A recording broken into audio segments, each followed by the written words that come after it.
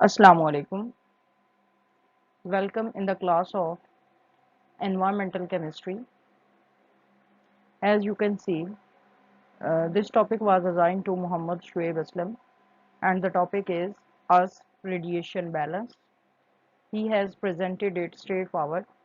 मैंने इसमें काफ़ी amendments की हैं लेकिन as such मैंने इसकी theme को change नहीं किया and then it was ready to voice over. In case of Earth's radiation balance, we will start from the introduction.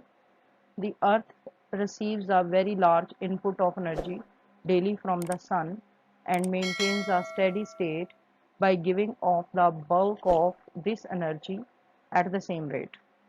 तो रोज़ाना अर्थ बहुत ज़्यादा लार्ज मकदार में एनर्जी एब्जॉर्ब करती है, रिसीव करती है फ्रॉम द सन, और अगर वो सारी की सारी एनर्जी अर्थ के अंदर रिटेन हो जाए तो वो तो बुखारात बन के उड़ जाए अर्थ सारी इतनी हीट से। तो इसको बैलेंस करने के लिए अल्लाह ताला ने अर्थ में ये खसूसियत रखी है कि जितनी अमाउंट अर्थ एब्जॉर्ब करती है अर्थ के ऊपर टेम्परेचर को सस्टेन करने के लिए ताकि लाइफ कायम रह सके, अर्थ उतना टेम्परेचर उस टेम्परेचर को सस्टेन करने के लिए रेडिएशंस को अपने अंदर कुछ को एब्जॉर्ब करती है और कुछ हिस्सा वापस एटमॉस्फेयर में वापस चला जाता है।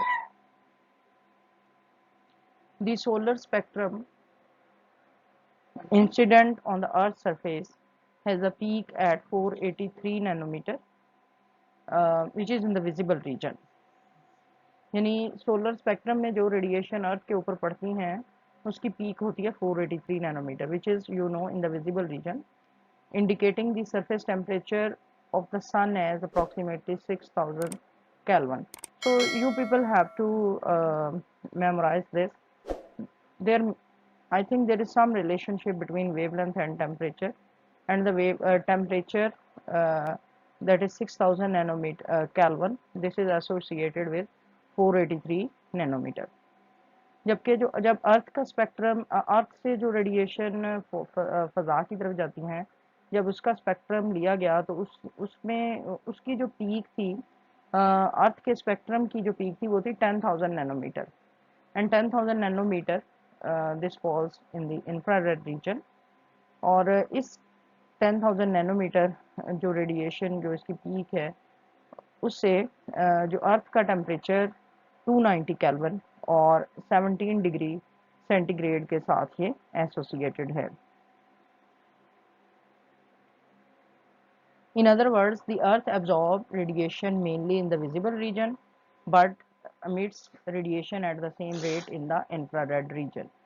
इससे हमें ये भी पता चलता है कि अर्थ जो है वो रेडिएशन एब्जॉर्ब करती है इन द विजिबल रीजन और अमिट करती है इन द इंफ्रारेड रीजन। तो ये तो हमें खैर हमने पिछले लेक्चर्स में भी काफ़ी डिटेल से इस चीज़ को डिस्कस किया है। उसमें ये नहीं था कि अर्थ जो है विजिबल रीजन में रेडिएशंस को एब्जॉर्ब करती है, लेकिन वी नो वेरी वेल कि आईआर रेडिएशंस जो बाद में एमिट होती हैं दोपहर के बाद दोपहर के वक्त, वो इन the form of IR radiation heat की फॉर्म में है, विच is in and the wavelength of these radiation they fall in the infrared reason. Now we will talk about solar flux which is incident on earth, यानी सूरज से जो रोशनी ज़मीन की तरफ आती है उसकी एनर्जी कितनी होती है, इसके मुतालिक हम डिस्कस करेंगे और इसका इम्पैक्ट क्या हो सकता है। The solar flux incident on earth upper atmosphere, this is huge, 1340 watts per metre square per minute. एक मिनट के अंदर इतनी अमाउंट ऑफ एनर्जी जो है वो सूरज से ज़मीन की तरफ आती है, और अगर इतनी मिकदार में अर्थ ये एनर्जी एब्जॉर्ब करे तो आपसे बहुत पहले इट वुड हैव एवेपोरेटेड। तो होता क्या है, there are various complex mechanisms by means of which the earth manages to maintain its heat balance within narrow limits and thereby retain optimum climatic conditions for supporting life.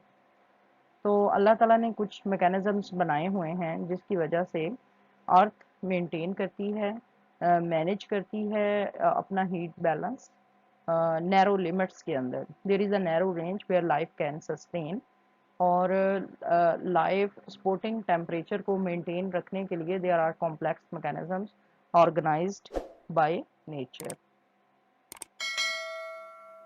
अब इनमें जो mechanism है उनमें क्या है, the earth absorbs about 66% of solar flux incident on it. उसमें 66% solar flux अर्थ absorb करती है, विच इज इक्विवेलेंट टू 81.65। यहाँ पर ये डॉट नहीं आएगा, 81.65। देखिए मैंने काफ़ी इसमें से मिस्टेक्स निकाली थी, इसके बावजूद there are some mistakes still.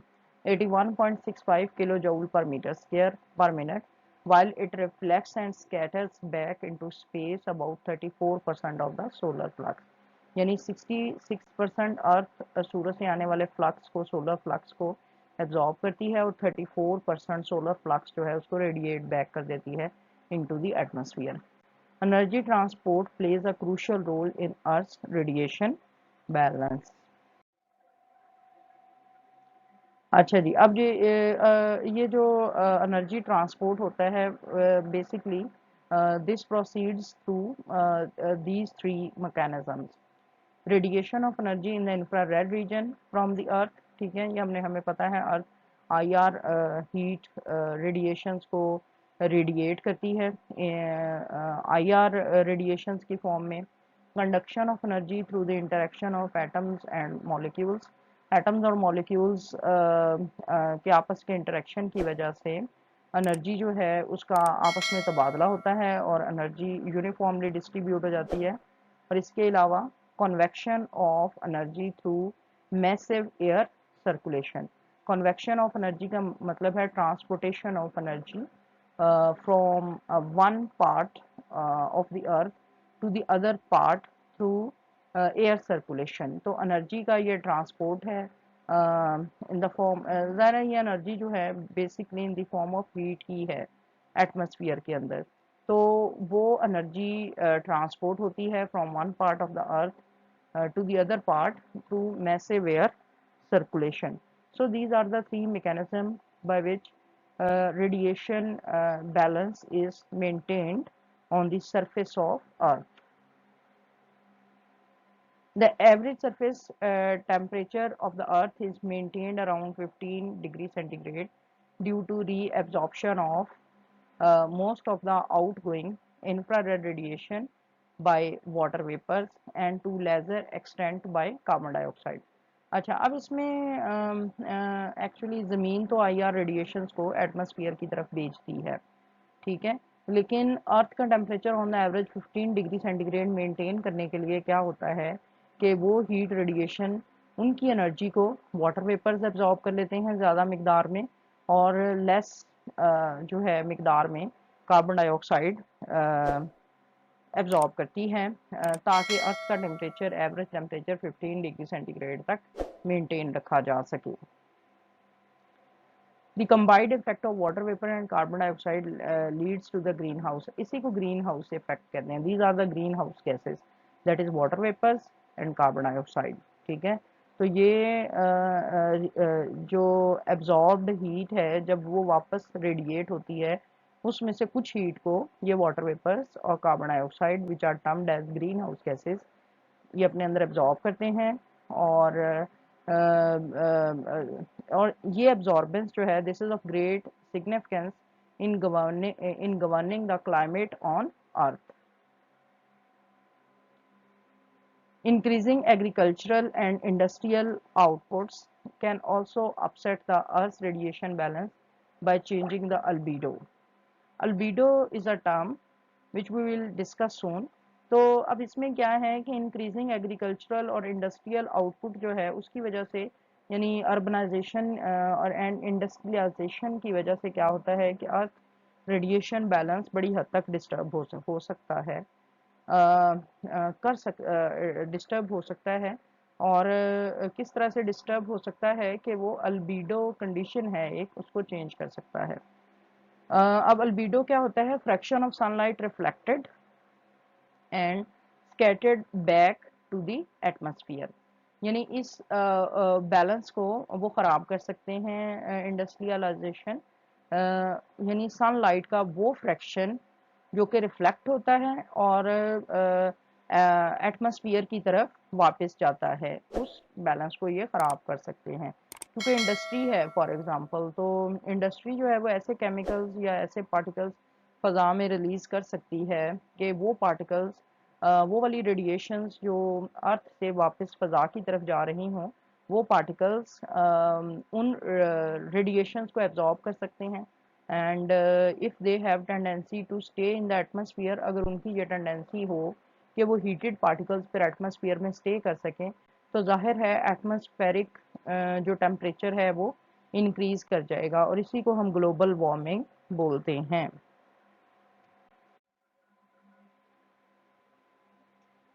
इसके बाद हीट बैलेंस को जो दूसरी चीज़ ख़राब करती है वो है agriculture and industry wastage. Both agriculture and industry release large quantities of dust and fumes into the atmosphere. The effect of these human practices are small compared to the natural forces, that is wind, sea, spray, volcanoes, etc., which contribute to a large extent to the particles loading of the atmosphere. So, these atmospheric particles have a cooling effect on the Earth's surface through increased scattering of sun's rays. अब देखें जो agriculture और industry wastage है, जो humans का product है, उसकी वजह से डस्ट और फ्यूम्स जो प्रोड्यूस होते हैं एटमॉस्फेयर के अंदर, उसका एक अलग इम्पैक्ट होता है। लेकिन देखें ये जो डस्ट एंड फ्यूम्स हैं, इनकी अल्लाह ताला ने एक अलग करेक्टरिस्टिक रखी हुई है, ठीक है। और अब उसकी बजाय जो हेवनली गॉडली पावर्स हैं उनका इम्पैक्ट ज़्यादा है, like wind, sea, spray and for example volcano.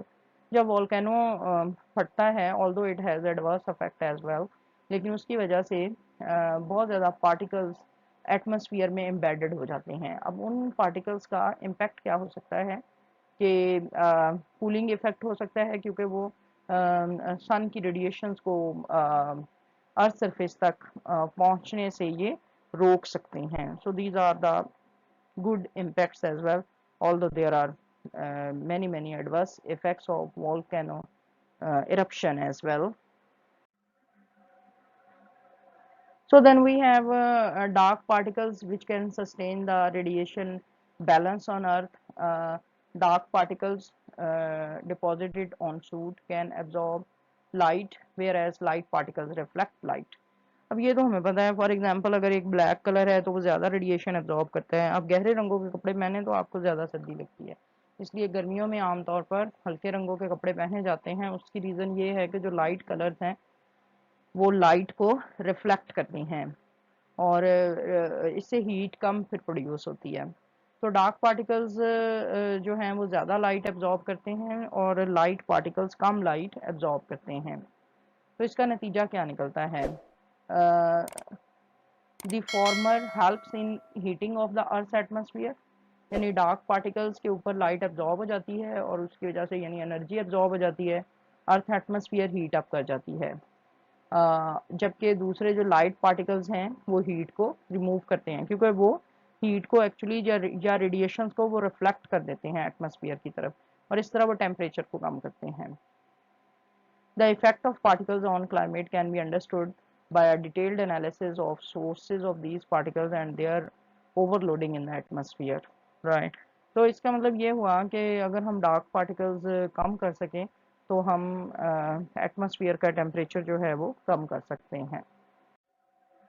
So thank you very much for the today's lecture, and until next lecture, Allah Hafiz.